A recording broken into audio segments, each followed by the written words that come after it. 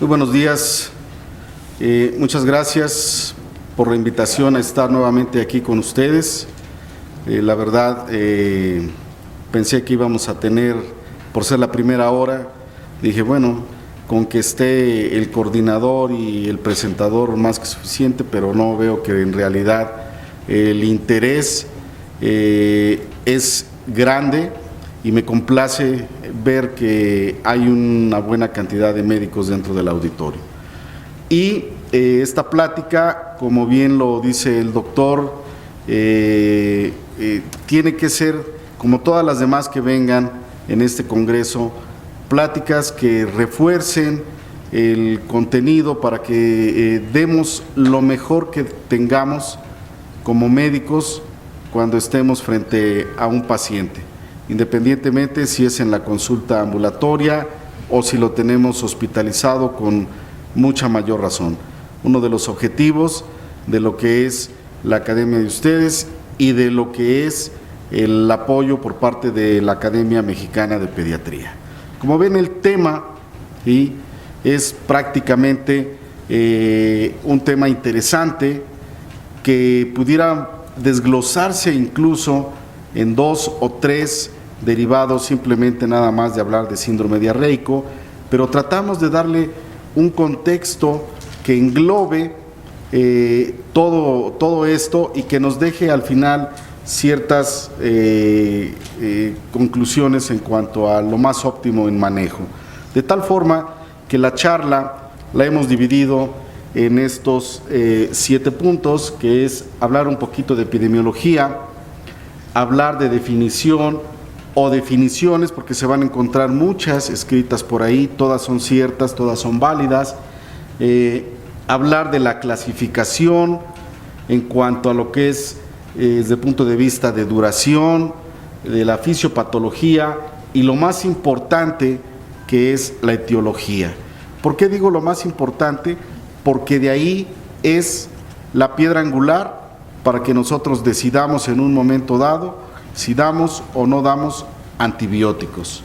Finalmente, la identificación, ¿verdad?, las características clínicas y las complicaciones.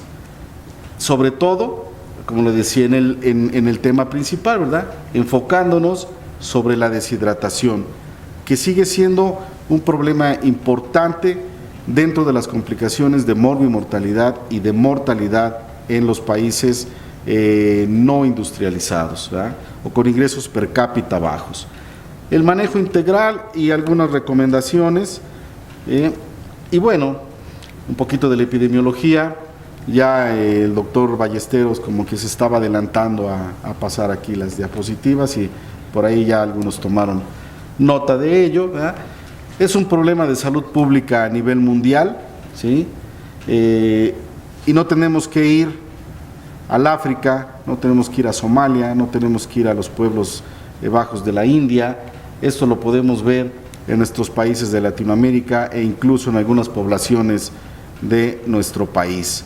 Y si no, pues bueno, le preguntamos a nuestro presidente por qué el programa de Denos a todos de comer, o cómo se llama este programa, Evitemos el hambre, ¿verdad? Porque en realidad es parte de lo que estamos viendo, ¿sí? La mortalidad, fíjense, está inversamente relacionada a la edad, esto es muy importante, y se presentan más o menos 2.6 episodios de casos de niño al año, hasta 9 a 15 episodios de eventos niño-año, ¿verdad?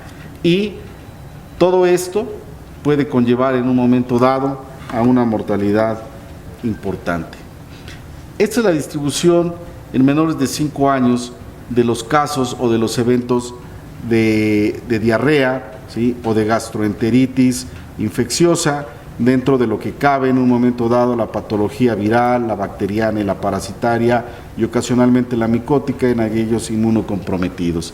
Y pueden ver ustedes que ciertamente los países subdesarrollados o más pomposamente con ingresos per cápita bajos son los que tienen los puntos más altos de incidencia. México está por ahí entre el 5 al 20% a nivel mundial de los casos que se presentan de enfermedad diarreica. ¿sí? Si nosotros vemos un impacto de la enfermedad actualizado aparentemente en 2004, pero que se publicó al 2008, ¿verdad? Dentro de las principales causas de morbimortalidad, pues de alguna manera vemos que los procesos diarreicos están ocupando el 16%, ¿verdad? ¿Sí? Las muertes neonatales el 37%, infecciones respiratorias agudas el segundo con 17%, solamente la diferencia 1 porcentual, si lo vemos en el global, pero cuando nosotros nos vamos a hacer, bueno, ¿y qué pasa con los neonatos? ¿verdad? En los neonatos, ¿sí? Es la tercera causa de morbimortalidad, ocupa el 2.6%, que si lo sumamos serían casi el 19% en todos los grupos de edad, de recién nacido hasta los 5 años de edad. Pues de alguna manera vean también que la diarrea ocupa el 5%, pero solamente por rotavirus, ¿sí? Y el 10% de diarrea de otras características, 15%. Realmente, si lo comparamos a 4 años atrás, que era el 2004 y este 2008, pues la incidencia o la prevalencia es evidente que no ha bajado mucho, ¿sí? 1 porcentual en 4 años, ¿sí? Quiere decir que entonces no estamos haciendo las cosas bien en cuanto a prevenir estos eventos de diarrea, que de alguna manera han disminuido gracias a la aplicación de la vacuna de rotavirus, ¿cierto? Y en el contexto de qué la puede causar, a qué puede estar asociado una enfermedad diarreica, ¿sí? El 70% corresponden a cuadros virales, ¿sí? Esto ya nos deja un panorama de cierta tranquilidad, de decir, bueno, no todas las diarreas van a requerir antibióticos, ¿sí? En el grupo de menos de 2 años es donde las causas virales son más comunes. 20% se asocia a diarrea disentérica, que son prácticamente diarreas infecciosas, diarreas infecciosas que pueden ser inflamatorias o no inflamatorias, dependiendo de su fisiopatología, que ahorita comentaremos. Y el 10% restante puede ser a otras causas, ¿sí? Y vean, este es prácticamente la pirámide en cuanto a lo que representa en Latinoamérica los casos de diarrea, ¿verdad? ¿Cuántos más o menos se presentan?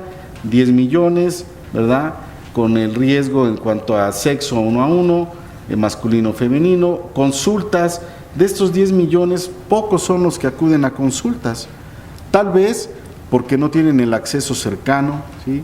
Tal vez porque no tienen la capacidad económica para ir a pagar una consulta, no lo sabemos. Y peor, de estos 2 millones, solo 75,000 se hospitalizan y lamentablemente 15,000 son los que llegan a fallecer. Esto es en Latinoamérica. Decíamos que el 70% son causas virales y el mayor patógeno lo corresponde a rotavirus, ¿verdad?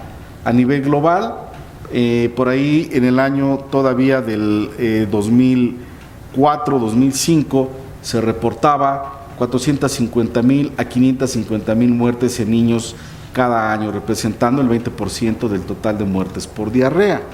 Afortunadamente, con la vacuna se ha logrado abatir esto, se ha logrado disminuir, pero aún hace falta todavía mucho que hacer para lograr que el 100% de los niños mexicanos, colombianos, brasileños, etcétera, cumplan con la normatividad de aplicar la vacuna contra rotavirus, ¿sí?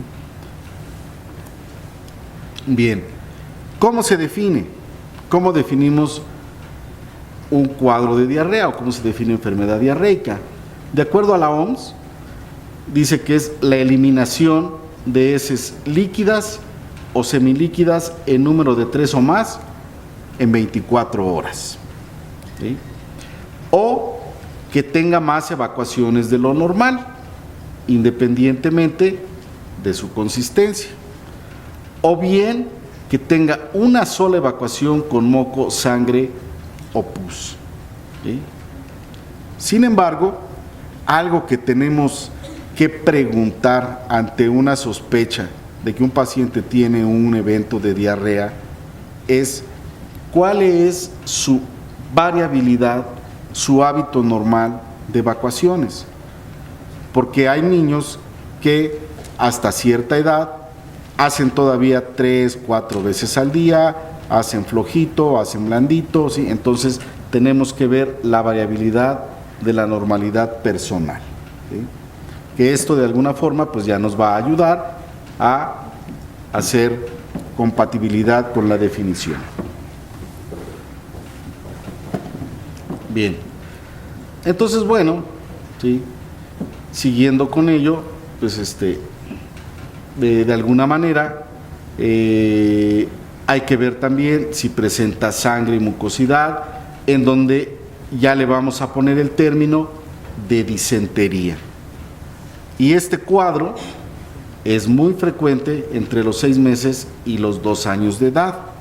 Y hace rato decíamos, ¿sí?, que en ese grupo de menos de 2 años de edad es muy común los procesos virales, ¿sí?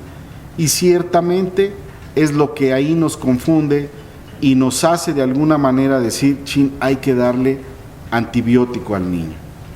Pero puede ser que el niño tenga un cuadro disentérico, no luce tóxico, no está febril, ¿sí?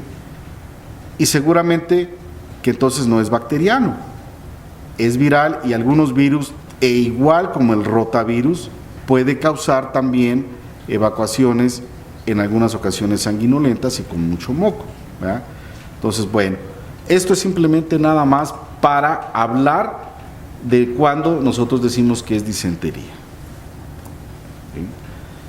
¿Sí? Y se van a encontrar con un número importante de definiciones de acuerdo a la clasificación clínica que hay de diarrea en el momento actual, como lo es diarrea simple, síndrome disentérico, diarrea persistente, vómitos acompañantes de poca o ninguna diarrea, que está incluido dentro de definiciones o clasificación clínica de enfermedad diarreica, ¿verdad? Pérdida intensa de heces líquidas con aspecto de agua de arroz, ¿sí? Que eso cuando uno lo pregunta todo el mundo sabe de qué estamos hablando, ¿verdad? Estamos hablando de cólera, cuando dice, tiene evacuaciones en agua de arroz, es cólera, ¿sí? Pero muchas veces puede ser debida a otras situaciones y nos puede confundir. Entonces hay que estar también acordes con la epidemiología local o en un momento los datos de alarma que emite la Secretaría de Salud cuando hay situaciones de esta característica, como puede suceder cuando lo que vimos en las épocas de invierno, ¿verdad? Tenemos alarma de influenza, tenemos alarma de hepatitis B, tenemos alarma de sarampión importado, XX, ¿verdad? Y bueno, así se define cada una de ellas. Miren, diarrea simple es la más frecuente, 90%, ¿sí? Importante, es autolimitada, ¿sí? Hay evacuaciones blandas, semilíquidas, pueden acompañarse de vómitos, fiebre, irritabilidad. La diarrea disentérica, el 10%, ¿sí? Puede ser causada por toxinas bacterianas que dañan la mucosa intestinal, puede haber invasión de la mucosa intestinal, ¿sí? Puede ser mortal en algunos casos, pero 80% es prevenible, y sobre todo la disentería por Shigella entamoeba histolítica, ¿verdad? ¿Sí? Que vean, no nada más, ¿sí? La disentérica la causan bacterias, pueden ser también parásitos, y rotavirus puede estar por ahí metido también dentro de ello, adenovirus en un momento dado puede estar asociado también, y recuerden que adenovirus en ocasiones puede asociarse también con orina oscura o orina hematúrica, porque también causa cistitis hemorrágica, ¿verdad? La diarrea persistente, 4%, generalmente es parasitaria, más común giardia, que ha desbancado en los últimos años a entamoeba histolítica, ¿verdad? Y que en ocasiones son causa de diarrea crónica, E. coli enteropatógena y Shigella especies.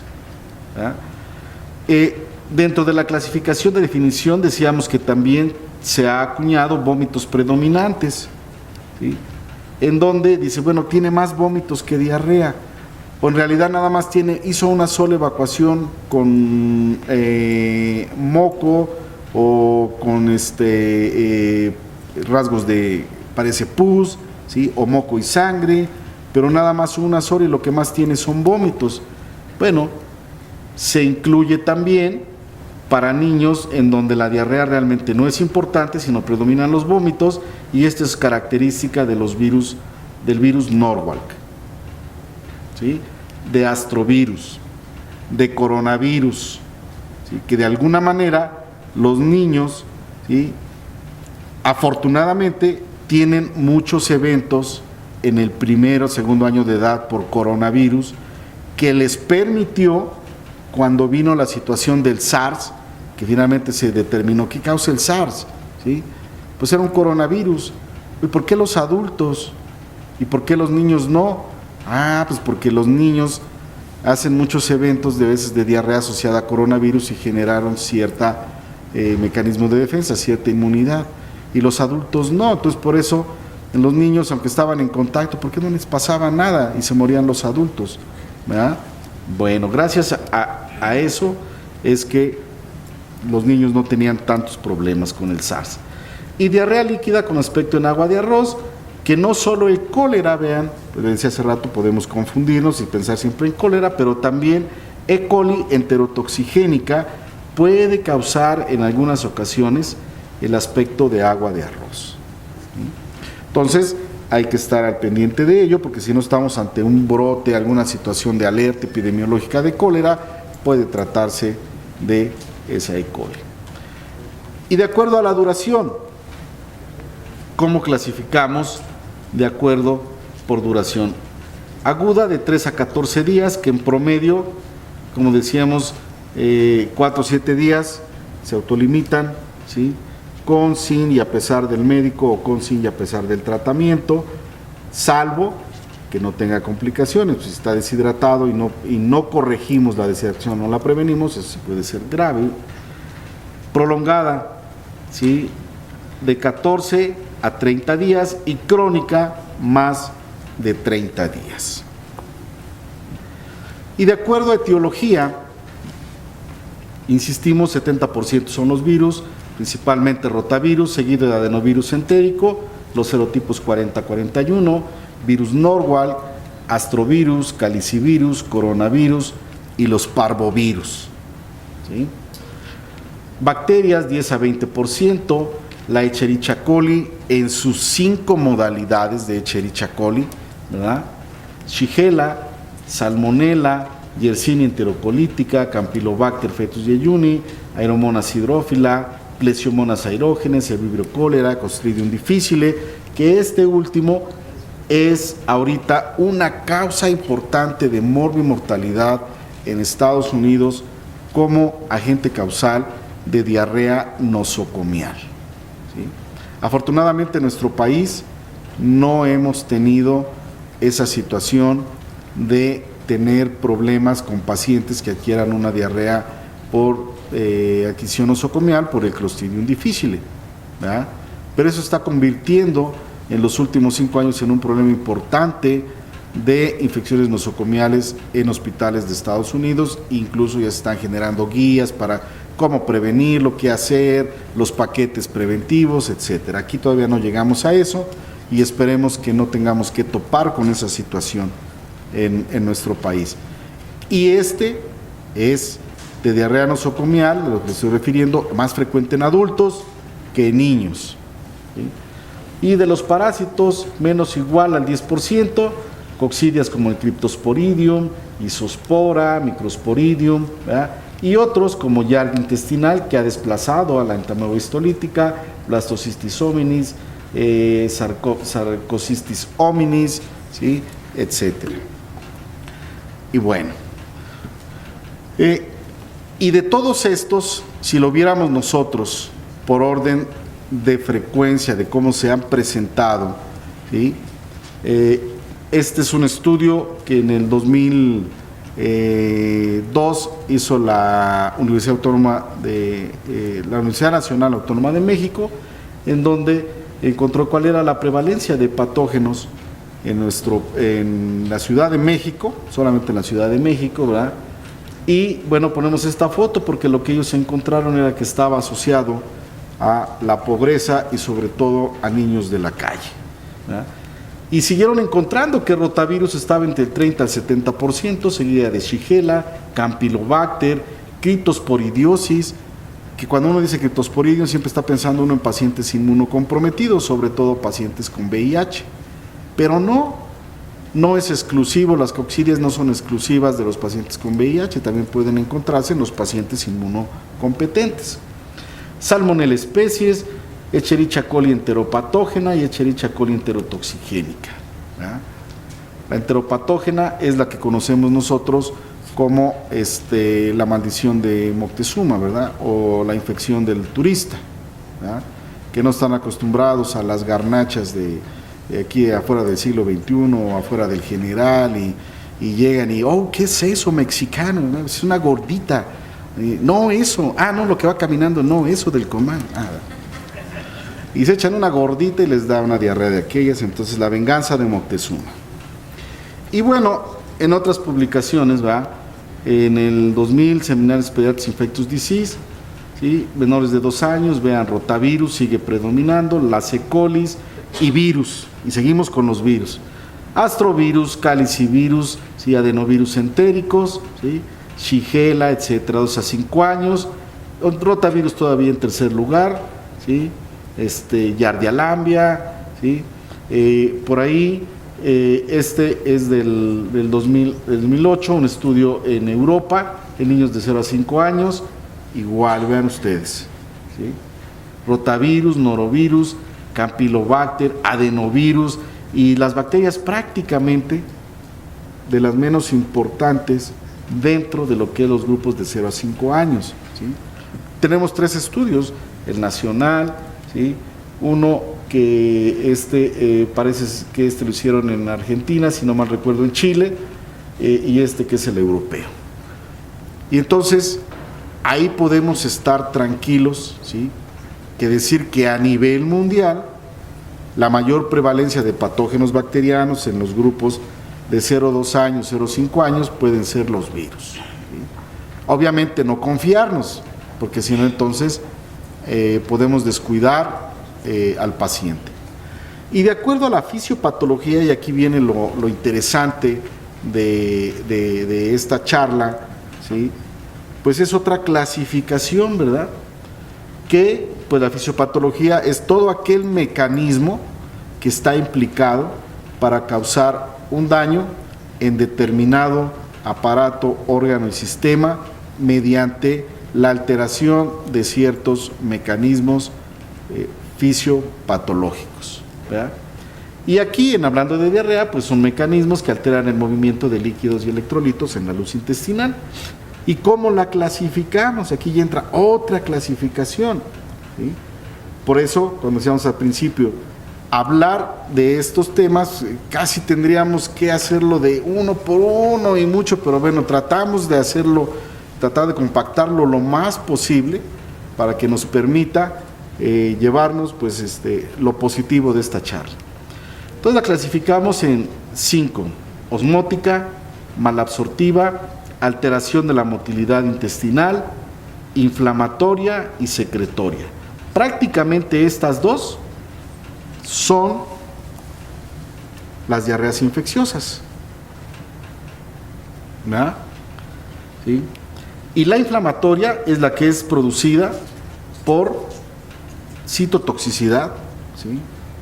Y que puede provocar invasión de la mucosa. Y la secretora también es conocida como no inflamatoria, y esta es la que es producida por enterotoxinas. Perdón, se nos fue una C y demás. Finalmente, la mayoría de ellas, ¿sí? Por pura fisiopatología, en un momento dado, todas confluyen, ¿sí? aunque sea una diarrea inflamatoria, de repente pues va a favorecer la alteración de la motilidad intestinal, va a permitir que no haya una buena absorción de los alimentos y de repente va a tener un evento osmótico, ¿sí? Pero bueno, esa es la clasificación. Y la que nos interesa son estas dos, ¿verdad? Entonces, las características clínicas, rápidamente vamos a irnos en el orden que las presentamos, ¿sí? La diarrea osmótica, pues es causada porque no se absorben, ¿sí? Y de alguna manera provocan retención de agua en la luz intestinal, no se absorben estos elementos como carbohidratos, lactulosa, antiácidos y laxantes, ¿sí? Entonces, si no se absorben, pues van a provocar retención de agua en luz intestinal y el evento diarreico. Hay incremento de secreciones intestinales, aumenta el contenido de luz intestinal, aumenta la osmolaridad intraluminal. ¿Y qué es lo que hacemos con esto? Pues mejora con el ayuno, ¿verdad? Hasta cierto punto esto funciona bien en los pacientes escolares, los pacientes adultos, ¿sí? En el paciente pediátrico no, porque hay que estarle buscando, ¿verdad? Que si es algo de la papilla que está comiendo, si es la leche que le dimos, y bueno, ahí entran ya otro tipo de situaciones. En la diarrea osmótica se lesionan las microvellosidades del intestino delgado, disminuye la producción de enzimas encargadas de absorción de los disacáridos, principalmente la lactosa, y esto ustedes lo han visto, no es muy común a veces en los recién nacidos, ¿sí? Que tienen diarrea y dicen, tienen intolerancia a la lactosa, pero para eso hay que hacer varias pruebas para realmente ver si le cambiamos o no la leche. Lo único que sí, por favor, no le quiten el seno materno, ¿sí?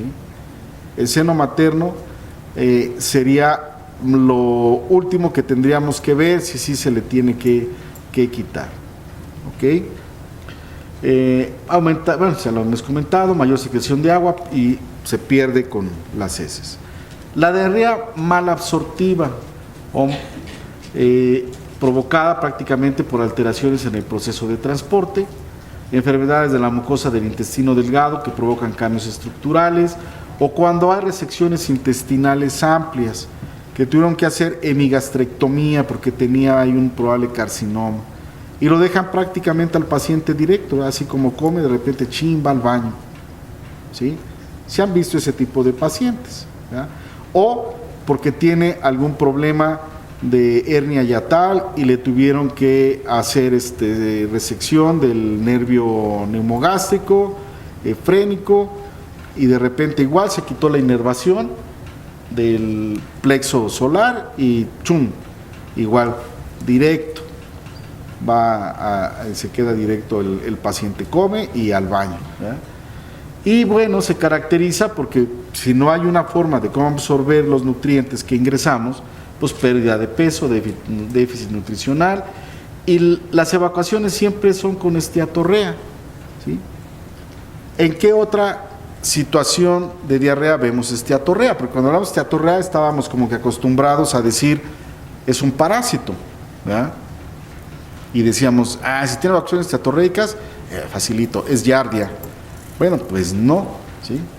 Y tal vez aquí este tipo de diarrea sea más común en los pacientes adultos o en aquellos niños de síndrome de intestino corto, ¿sí?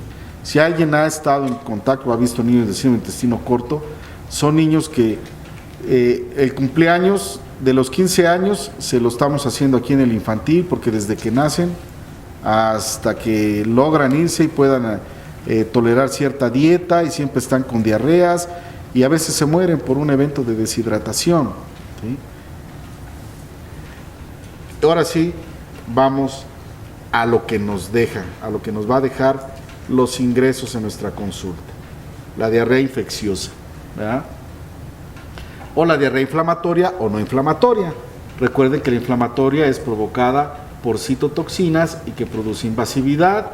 Entonces, al invadir el epitelio, pues hay daño en lo absortivo, se liberan pues todos los factores de inflamación como son leucotrienos, citocinas, prostaglandinas, histamina, hay fiebre, dolor, puede haber sangrado que puede verse en las evacuaciones o no, pero que podemos ver, porque bueno, pues ya lleva una semana con diarrea y estaba chapeado, chapetona, tenía bonita carita, y ya está palidona, ¿qué está pasando? ¿Sí? Y es cuando dice uno, caray, hay sangre oculta en heces, algo está pasando en la mucosa intestinal, ¿verdad? ¿Qué los causa? Un ejemplo de bacterias, la Shigella, ¿sí? Pero también hay otras enfermedades que pueden causar este tipo de diarrea, hipogamaglobulinemia secundaria a Giardia, ¿sí? Salmonelosis, E. coli enteroinvasiva y un cuadro de gastroenteritis eosinofílica, que esto es muy común también en pacientes con VIH o inmunodeficientes, ¿verdad? La diarrea no inflamatoria o diarrea secretora, esta es producida más por enterotoxinas. Hay aumento en la secreción intestinal activa de líquidos y electrolitos. Las criptas intestinales pueden ser estimuladas por agentes endógenos o exógenos. Son heces voluminosas, acuosas y muchas veces, como quien dice, los niños, ¿verdad?, bien chistosos, dicen, ay, es que me quería echar una plumita, pero como que salió con tinta china, ¿verdad? No, pues esa no fue plumita, amigo, ¿verdad? Las toxinas del cólera es un ejemplo de ello, ¿verdad? Obvio, no mejoran con el ayuno, ¿sí? Y haciendo un panorama sintético de estas dos, podemos aquí englobar muchos de los agentes que la causan y algunas situaciones que lo caracterizan, ¿verdad? Diarreas no inflamatorias, leucocitos fecales, no hay, ¿sí? Y uno siempre cuando dice, ay, tiene leucocitos fecales, tiene polimorfos nucleares presentes, es bacteriana. Sí, puede ser que sea bacteriana, ¿sí? Pero a veces no los hay, y sin embargo, sí puede ser causada por este tipo de patógenos como E. coli, Vibrio cólera, ¿verdad? Entonces, de acuerdo a su fisiopatología, no hay daño al epitelio intestinal, el trastorno es funcional y es provocado por enterotoxinas, ¿sí? La no inflamatoria. Participan, más importantemente, Vibrio cólera, E. coli enterotoxigénica, Staphylococcus aureus. Las toxinas de Staphylococcus aureus es muy común, ¿verdad?, que uno va en la mañana, pues vamos antes de ir al congreso, pasamos rápido allá al Sambors, ¿sí? Nos sentamos del lado del solecito porque está haciendo frío, ay, mira, y ahí está la salsita que se quedó del día anterior y ya le dio todo el sol del día anterior. Bueno, es en un supón, ¿verdad?, porque creo que las cambian cada 8 horas, así como las soluciones, ¿verdad? Las salsas las cambian cada 8 horas o cuando se acaban. Pero ¿qué resulta ahí? Que esa fermentación provoca que esta bacteria de Staphylococcus aureus, ¿sí?, la toxina 1 de Staphylococcus aureus, pueda causar este tipo de eventos. ¿Qué otros? Clostridium perfringens, Cryptosporidium, Giardia, Isospora-belli, rotavirus, adenovirus, ¿sí? Y la clínica es un síndrome coleriforme, diarrea acuosa abundante, poco dolor abdominal, deshidratación, pero no tienen fiebre, ¿ok? A diferencia de las diarreas inflamatorias, ¿verdad?, donde hay inflamación, lesión de la mucosa, los gérmenes invaden la mucosa o las dañan por producción de citotoxinas. Entonces hay producción de citotoxinas e invasividad de la mucosa. Y por lo tanto, leucocitos fecales están presentes, ¿verdad? Shigella, Salmonella, Campylobacter, Yersinia enterocolítica, E. coli enteroinvasora, ¿sí?, Clostridium difficile, Aeromonas, Entamoeba histolítica, los que pueden causar este tipo de problemas. Síndrome disenteriforme es la clínica. Diarrea de poco volumen, con moco y sangre, dolor abdominal, tenesmo y fiebre. Y van a decir ustedes, hace rato nos dijo que rotavirus podía causar sangre, ¿por qué lo pone acá? Porque es más frecuente que pueda ser una diarrea no inflamatoria, pero también, les decía yo al principio, en ocasiones rotavirus puede causar evacuaciones sanguinolentas, ¿sí? Entonces, bueno, si lo viéramos así de paciente, ya me llegó el paciente, rápidamente, ¿cómo puedo ver en qué lo ayudo, qué le voy a dar de manejo? Diarrea infecciosa, diagnóstico diferencial viral. Vómitos frecuentes que preceden a la diarrea. Evacuaciones voluminosas, acuosas, ¿sí? No tienen moco ni sangre y muchas veces cursan con eritema del pañal. Diarrea infecciosa bacteriana. Pocos vómitos. Las evacuaciones usualmente no son voluminosas, pero sí tienen moco y o sangre. No tiene que tener las dos, ¿sí? Puede ser una u otra. Y por lo regular, el dolor abdominal intermitente y en obvio hay fiebre, ¿verdad? Aquí viene la parte importante de esto, ya hablando del contexto, ya vimos el contexto de diarreas en casi toda su panorámica, y ahora pues las complicaciones, ¿sí? Principal complicación, deshidratación. Y se dice sencillo, deshidratación, y podríamos decir deshidratación y muerte en ocasiones. Pero detrás de esas dos cosas, pues, ¿sí? ¿Por qué se produce ello? Bueno, porque los riesgos por diarrea es pérdida de agua y electrolitos. Aunado a ello, desnutrición. Pero si además ya por sí el paciente está desnutrido o malnutrido, porque ahora la palabra correcta es malnutrición, en la que hablamos de desnutrición y obesidad, ¿sí? Un niño obeso tiene más chance de fallecer por un evento de deshidratación que un niño desnutrido, ¿sí? Y parece ilógico, pero ¿por qué? Por la distribución de compartimientos del agua y de los electrolitos en nuestro organismo, ¿sí? Ellos pierden mucho más que un niño desnutrido, ¿sí? Y entonces, bueno, esto nos lleva a deshidratación, diarrea y más vómitos, la probabilidad de muerte. Pero si es un proceso bacteriano invasivo, ¿sí? Que nos confiamos y, el doctor Coria dijo, no le den antibióticos. Hijo, pero no le hicimos más estudio, no le dimos más seguimiento. ¿Y qué crees? Ya es una bacteremia, ¿sí? O es una E. coli enterohemorrágica que no habíamos comentado, ¿sí? Que ese está en el inter de que causa invasividad, causa producción de enterotoxinas, citotoxinas, entre las dos formas se presenta. Lo cierto es que si es una E. coli enterohemorrágica y le damos antibióticos, aumentamos más el riesgo de síndrome urémico hemolítico y favorecemos también la muerte del paciente, ¿verdad? Entonces, bueno, esto es lo importante, ¿verdad? La deshidratación, ¿sí? Y bueno, la causa-efecto, pues si hay pérdida de 3 o más evacuaciones líquidas en 24 horas, a menudo asociada con el vómito, pues obviamente diarrea y vómito, pérdida de agua y electrolitos, ¿sí? Y se perpetúa cuando esas pérdidas no son reemplazadas adecuadamente y en obvio, ¿sí? También los electrolitos no se recuperan, ¿sí? Entonces, bueno, para entender esto, ¿sí? Habrá que conocer cómo está distribuido nuestros líquidos corporales. Recuerden la distribución antes de los 3 años. Tenemos agua en el plasma, el agua intersticial, la transcelular, la intracelular, que es la mayor que hay, y la de los tejidos, ¿sí?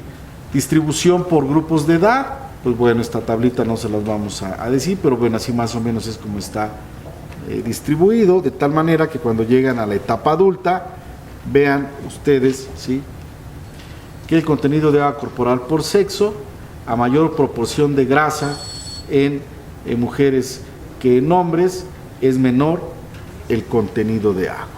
Entonces, por eso les decía, los gorditos, los obesos, son los que más rápido pueden caer en shock. ¿Por qué? Porque pierden más rápido líquidos y además su cantidad de líquidos es mucho menor que los otros. ¿Y cómo evaluamos la deshidratación? Bueno, ya sabemos, ¿verdad?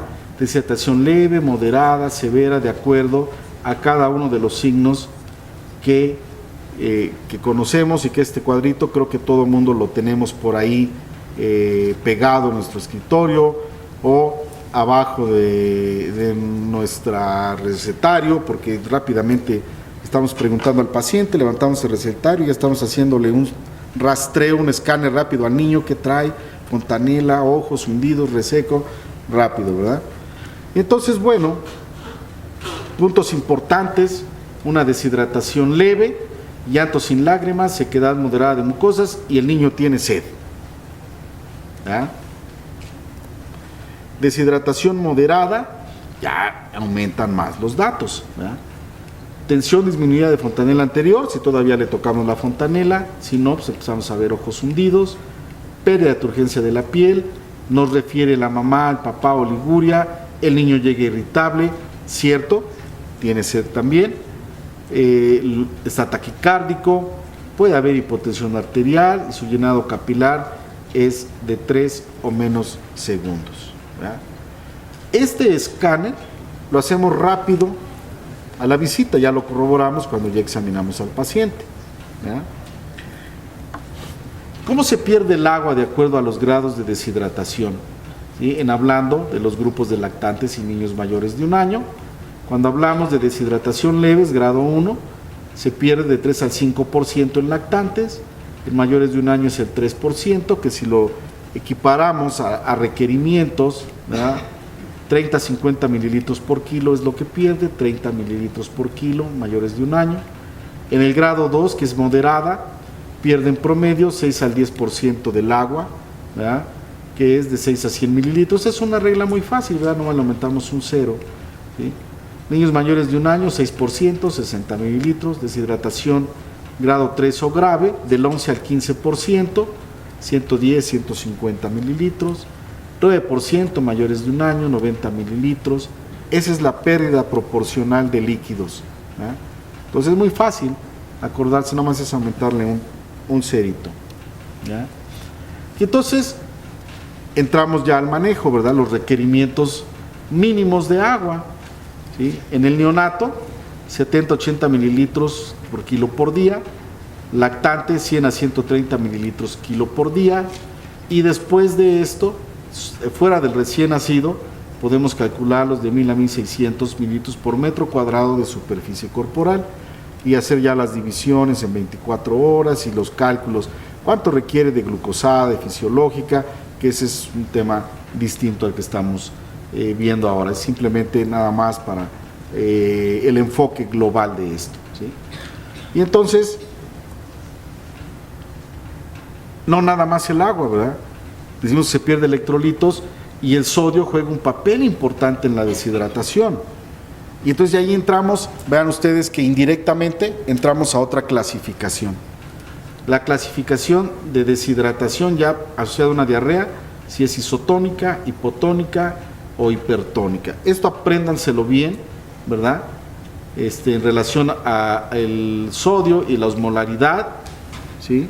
Y vamos a irnos un poquito más rápido porque ya nos están por ahí diciendo que estamos ya, pero bueno, empezamos un poquito tarde, no quiero comerme mucho del tiempo, ¿sí? Y bueno, la deshidratación isotónica, tener en cuenta nada más que el sodio y la osmolaridad están en rangos normales, ¿sí? En la deshidratación hipotónica, ¿sí?, pues tanto el sodio y la osmolaridad están en rangos bajos, ¿verdad? Y en la deshidratación hipertónica, el sodio y la osmolaridad están por arriba de lo normal y además aquí se pierden otro tipo de iones, calcio, magnesio, ¿sí? Y bueno, esto es lo importante, ¿verdad? El manejo integral y ciertas recomendaciones puntuales de lo que hay que hacer en estos casos, ¿verdad? La rehidratación, y de alguna manera no fue ciencia de arte de magia, ¿sí?, ni Merlín lo descubrió, 1949, vean lo antiguo de que alguien dijo, ¿sí?, que las soluciones electrolíticas con azuquita ayudaban a la terapia de hidratación oral. Y 1971, en el centro John Hopkins, que prácticamente es uno de los centros que rige muchas cosas de las que hacemos actualmente en pediatría, pues empezó ya a hablar de lo que es la hidratación vía oral. 3 reglas importantes: dar más líquidos, todo lo que el niño o niña acepte, continuar la alimentación, y decirle que regrese para reevaluar cómo está. Importante también no suspender la leche materna, ¿sí? Y explicarle a la mamá, a los papás, los datos de alarma para que regresen a ser evaluados. ¿Cuáles son estos datos de alarma? ¿Verdad? Si el niño no es capaz de beber o alimentarse al seno materno o bebe poco, que siga luciendo mal, que desarrolle fiebre o que haya presencia de sangre en las evacuaciones. ¿Sí? Ciertos planes ese es el plan A, era el plan de hidratación oral. El plan B, pues habrá que en un momento dado seguir siendo hidratación oral, pero incrementar en un momento dado la cantidad de tomas. Por ejemplo, un niño de 8 kilos con deshidratación moderada, 8 por 75 mililitros, requiere 600 de suero de hidratación oral en 4 horas, que hay que fraccionarlo. Hay una tablita muy sencilla que la pueden encontrar ustedes incluso en internet, de cómo hacerlo de acuerdo al peso y la edad de los niños, cuánto requieren en mililitros, ¿verdad? Y todo el mundo lo conoce, el suero oral, cómo está compuesto, ¿sí? Que es lo más recomendable y que en los centros de salud se les da cuando van a ponerse las gotitas de polio. Cuando está contraindicada la hidratación oral, en vómitos persistentes, si hay alteración del estado de conciencia, si el niño ha convulsionado, tiene distensión abdominal, ilio, ¿sí? Y bueno, si de repente tiene vómito y vomitó una sola vez, esperamos 10-15 minutos y reiniciamos. Si vomita 2 veces, podemos poner sonda nasogástrica y continuar con el mismo esquema, y de alguna manera, si no responde, pues nos vamos al plan C, que ya es manejo hospitalario y que bueno, ya requiere en un momento dado la vía intravenosa o en su defecto la vía intraósea cuando esto no se puede, y calcularlos. Igual hay una tablita que se puede en un momento dado también obtener para hacer este tipo de procedimiento, ¿verdad? Y algo, ya estamos terminando, algo que se ha recomendado en los últimos años y que está ya muy metido al problema de diarrea y deshidratación es el zinc, ¿sí? Los beneficios del zinc en suplementario, ¿sí? Reduce la pérdida de líquidos y sales en las heces porque mejora la permeabilidad de la mucosa, ¿sí? Y de alguna manera la pérdida de sales en evacuaciones, mejorando la permeabilidad de la mucosa. Acelera la regeneración de mucosa intestinal, incrementa niveles de enzimas en los bordes en cepillo de intestino, aumenta la inmunidad celular y produce altos niveles de anticuerpos secretores, y de alguna forma también favorece la absorción del suero de rehidratación oral. Entonces, hay muchos beneficios del zinc que están ya de alguna manera recomendados por la UNICEF, Organización Mundial de la Salud, y se ha visto que reduce la necesidad de antibióticos en un momento dado, ¿verdad? Y que también tiene de forma indirecta como tónico al mejorar el apetito y promover el crecimiento. Las dosis, independientemente, se van a tener que dar por 14 días, de 2 a 6 meses, 10 miligramos, y de 6 meses a 5 años, 20 miligramos al día, ¿ya? ¿Y cuándo damos antibióticos? Estos son los 5 puntos importantes que tienen que tener en mente para dar antibióticos. Que el niño curse con disentería, que se trate realmente de cólera, que el niño tenga una severa malnutrición, recuerde que malnutrición nos estamos refiriendo a desnutrición y obesidad, que tenga una infección sistémica asociada o que la diarrea sea por más de 14 horas.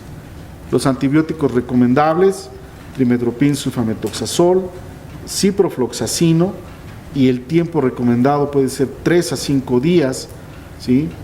Se recomienda iniciar trimestoprim y si no mejora en primero o segundo día cambiar a ciprofloxacino. En cólera, pues es de antibiótico de elección es doxicilina. Hay más, puede utilizarse trimestoprim, furazolidona, ¿verdad? Los niños con severa malnutrición deben ser hospitalizados.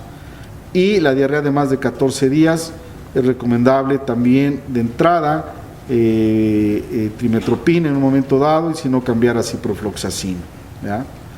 Y estos serían los 4 patógenos más importantes en los que está recomendado el uso de antibióticos, y esto lo pueden consultar. Hay un artículo que publicamos por ahí del 2000, 2001 en la revista de Pediatría, Revista Mexicana de Pediatría. De hecho, nos ganamos un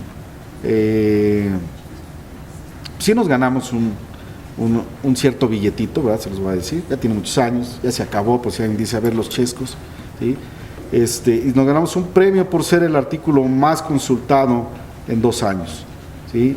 Y se llama Manejo de gastroenteritis en pediatría, y está en la Revista Mexicana de Pediatría. Y bueno, pueden consultarlo ahí. Y finalmente, insisto yo, si es una E. coli enterohemorrágica, por favor, no dar antibióticos. Y como conclusiones de todo esto, importante observar y explorar si hay signos de deshidratación en cualquier evento de diarrea, realizar una anamnesis de cuál es el tipo de diarrea, decidir plan de tratamiento de hidratación si el niño está deshidratado, empleo suplementario de zinc, y si es una diarrea disentérica, de preferencia coprocultivo y coproparasitoscópico, que esto nos va a dar la pauta si continuamos o no con antibióticos, o los quitamos o lo cambiamos por un antiparasitario, de tal manera que nos va a permitir tener una selección racional de antibióticos. Muchas gracias.